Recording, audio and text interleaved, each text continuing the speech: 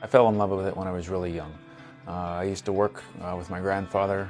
He was a mechanic, and so he was always fixing things. He was always solving problems with other people's cars. And eventually I got into working construction, the kind of the lower end of the construction tasks and labor, and I just had a real appreciation of the work and the craftsmanship that went into building and creating anything. The reason I became an engineer is because I started out as a scientist. I was a biology major at the Air Force Academy, and I was an aerospace physiologist on active duty.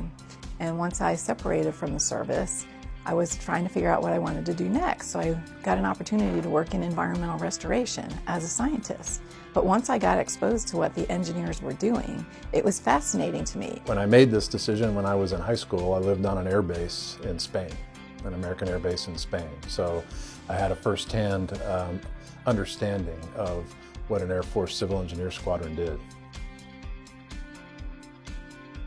Engineers own the future is what I would like to say, because we get to build things, and the things that we build last for 50 to 80 years. And so if you think about it, engineers are leaving a legacy with each new facility that we either update or modify or build. When we build stuff, we like to think it's going to last for decades.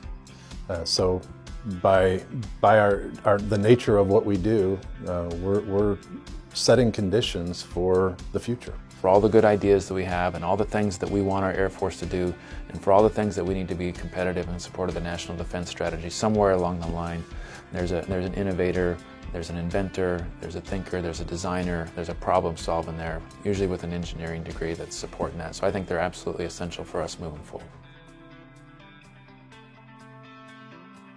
I would encourage anyone to look into a STEM career field, so science, technology, engineering, or math.